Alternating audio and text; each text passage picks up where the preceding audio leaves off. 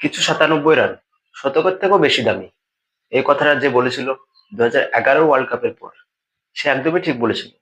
সেটা হোক গৌতম গম্ভীরের 97, কিংবা শ্রেয়স আয়ারের 97, কিংবা কুইন্টন ডিককের 97। আর এই ইনিংস গুলো বলে যে শতকের থেকে টিমের জেতা বেশি গুরুত্বপূর্ণ। কলকাতা নাইট রাইডার্স রাজস্থান রয়্যালকে নিজেদের রয়্যাল স্টাইলে হারিয়ে 2025 আইপিএল এর প্রথম ম্যাচ জিতলো। আর এমনিতে Kolkata Knight Riders chase master. 2024-এর পর 7 বার চেস করে, আর প্রত্যেকবারই 15 বল থাকার আগেই ম্যাচ জিতে নেয়। এটা কলকাতার জন্য একটা রেকর্ড। রাজস্থান রয়্যাল একসময় মনে হচ্ছিল যে তারা ঠিকঠাক জায়গায় আছে। তারপর তারপর কুইন্টন ডিকক বলে যে বড় প্লেয়ার বড় জায়গায় বড় ইনিংস খেলে। আর এমনিতে রাজস্থান রয়্যালস এর ডিফেন্স করার রেকর্ড খুব একটা ভালো না। যদি রাজস্থান রয়্যাল 150-এর নিচে ডিফেন্ড করে, তাহলে দেখা যায় 41টি ম্যাচ তারা 150-এর নিচে ডিফেন্ড করেছে। আর তার মধ্যে 37টি হেরে যায় এবং মাত্র 4টি ম্যাচ জিতে। আর এতেই বোঝা যাচ্ছিল যে রাজস্থান রয়্যাল 155-এর নিচে ডিফেন্ড করছে মানে হেরে যাবে। কেননা কলকাতা নাইট রাইডার্স এর ব্যাটিং লাইন আপ ভীষণই শক্তিশালী। এখন রাজস্থান রয়্যালকে বড় কিছু করতে হবে। আপনি জেনে অবাক হবেন যে আগের 8 ম্যাচের মধ্যে তারা 7টি হেরে যায়। আর রিয়ান পারাগের ক্যাপ্টেন্সিতে রাজস্থান রয়্যালের শুরু একদমই ভালো হয়নি।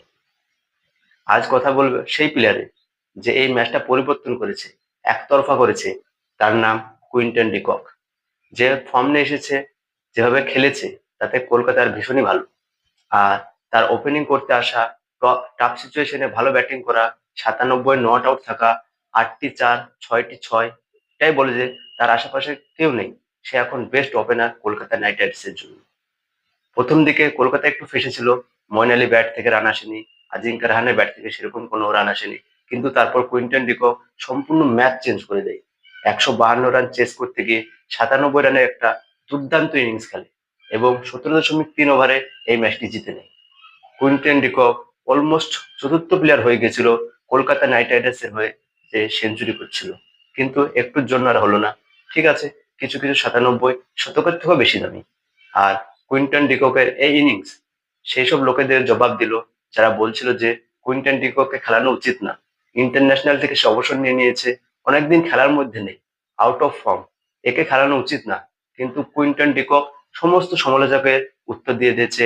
এটা বলেছে যে 2022-এ কলকাতার বিরুদ্ধে যে 70 বলে 140 রান করে কলকাতার হাওয়া টাইট করে দিয়েছিল, এখন সেই একই কাজ কলকাতার জার্সি পরে সামনের টিমের সেই হাল করছে। 2022-এ কলকাতাকে খুব মেরেছিল, 70 বলে করেছিল 140 রান। সেই সঙ্গে ডিককের 26টি অর্ধশতরান পূর্ণ হলো। আর বিদেশি খেলোয়াড়দের মধ্যে তার সামনে আছে ক্রিস গেল, ডেভিড ওয়ার্নার আর ফাফ ডুপ্লেসিস। আর এটাও সে দেখায় যে ডিভিলিয়ার্স এর মতো বড় প্লেয়ারও তার আশেপাশে নেই। এই ম্যাচে 4 বছর পর এমন হয় যে সুনীল নারিন ম্যাচ খেলেনি, তার জায়গায় সুযোগ পায় মইন আলী, যার জন্য কলকাতা নাইট রাইডার্স ম্যাচ জিতে। কলকাতা জার্সি পরে ডেবিউ করে 4 ওভারে 23 রান দিয়ে নেয় গুরুত্বপূর্ণ 2টি উইকেট। সে ব্যাটিং এ কিছু করতে পারেনি, কিন্তু বোলিং অসাধারণ হয়েছে, 2টো গুরুত্বপূর্ণ উইকেট তুলেছে, যার জন্য কলকাতা এই ম্যাচ জিতে। কিন্তু মইন আলী ব্যাটিং এ কিছু করতে পারেনি। সে কলকাতার হয়ে সব থেকে কম স্ট্রাইক রেটে ব্যাট করা প্লেয়ারদের লিস্টে নিজের নাম তুলে নেয়। এর আগে সৌরভ গাঙ্গুলি করেছিল 14 বলে 4 রান, রাহুল ত্রিপাঠী 10 বলে 4 রান, বিশলা 22 বলে 9 রান। আর এখন মইন আলীর নাম এই লিস্টে উঠেছে, 12 বলে 5 রান। ওপেন করতে নেমে এই রেকর্ড গুলো করেছে।